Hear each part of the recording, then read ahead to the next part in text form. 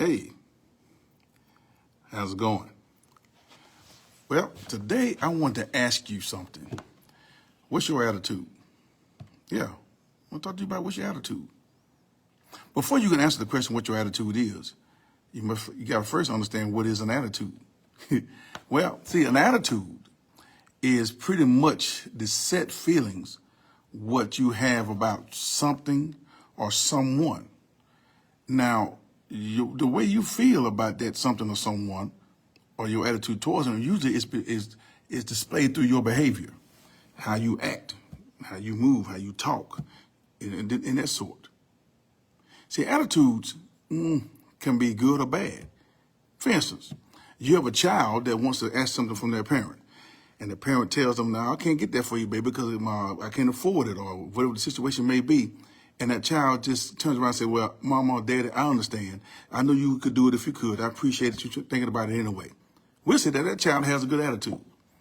But now, if you get with a child and you tell them they can't have what it is they're asking for, and they start stumping the foot on the floor and running around and yelling and talking back, snapping, we say that child has a bad attitude. Now, I'm going to tell you something. I'll put a side note right here.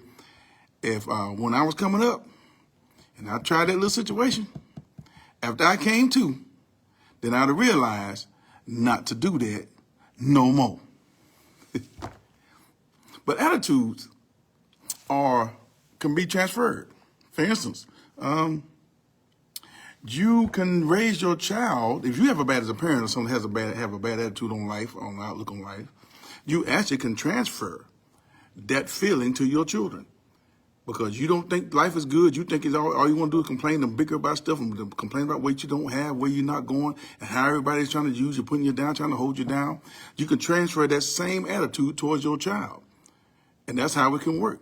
I'm going to give you another good prime example of how bad attitudes or how attitudes can be transferred. Remember that brother named Moses? Y'all remember him, right? Moses, the one that God called his friend. Moses, the one that God entrusted to bring his children from captivity over into freedom.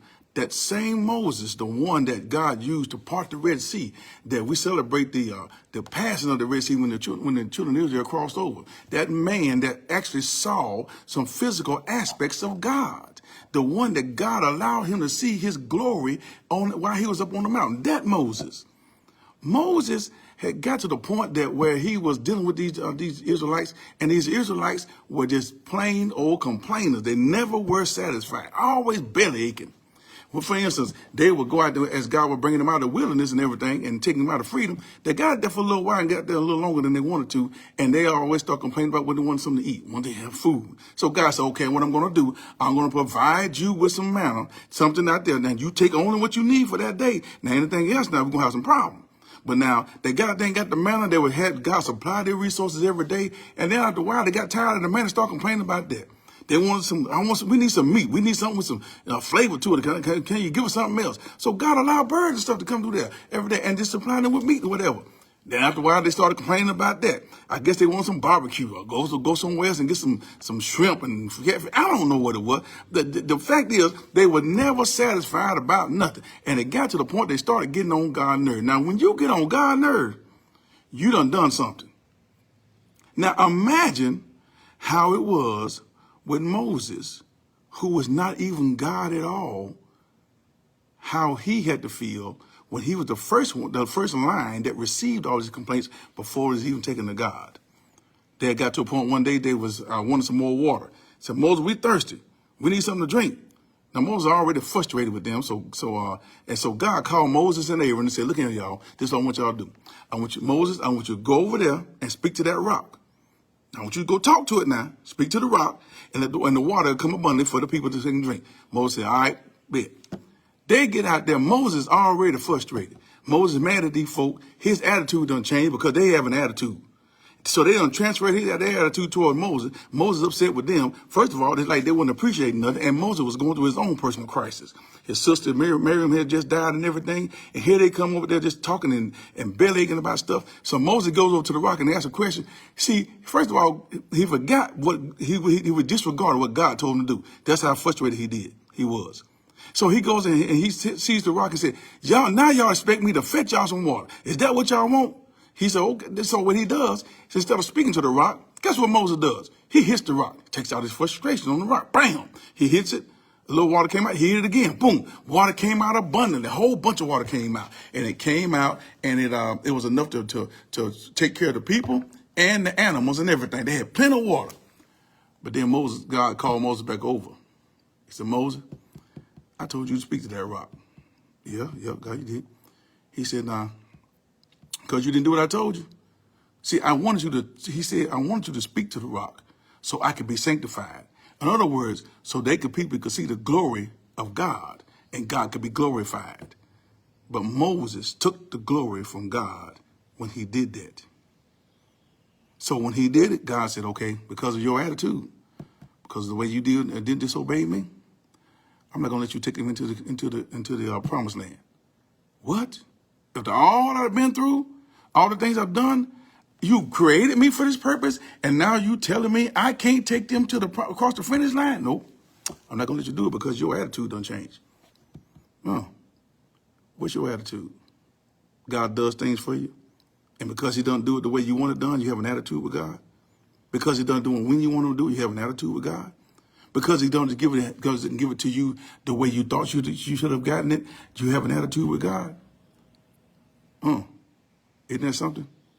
The way your children do, or the way people that do you, that you give them things and they'll have no appreciation about what you did, they're going to look at you the way God looked at Moses and the way Moses looked at the children of Israel.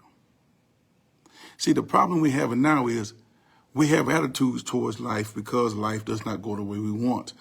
And then we'll blame God for it because we're thinking God doesn't. Sometimes we say God doesn't love us, or we say God doesn't care, or we like God doesn't hear us. Or then sometimes we'll blame ourselves and like we've done something wrong ourselves, but that's not always the case. A lot of times it's just your attitude. And what God tells us in his word, that if we go seek him, that he will give us the path of life and give us fullness of joy. The way to have the best attitude in life is staying in the presence of God. And then have an attitude towards your enemies. He told us to pray for them. He said, and bless them that persecute you. What? Yeah. I'm trying to help you change your attitude. If you're going to be with me, you got to change your attitude. What are you doing? So what's your attitude? Do you get up every morning talking about, complaining about what's going on? Or do you celebrate the things that you do have? Do you complain about what you don't have? Always complain about if I had more money, I could do this and this and this. No, I stopped doing that myself for a while. I told God, I'm not asking for more. I'm asking for wisdom to take care of what I have because I'm appreciative of what you have already given me. And if you can teach me to be a good steward of what I have now, then I know I'll be a great steward of what you're going to give me later. So your attitude has to change. Stop letting people change yours to negativities and change theirs to positive things. So before you strike the rock, maybe you need to strike the attitude. All right? Hope this blesses you. And if it does, please share it. Peace.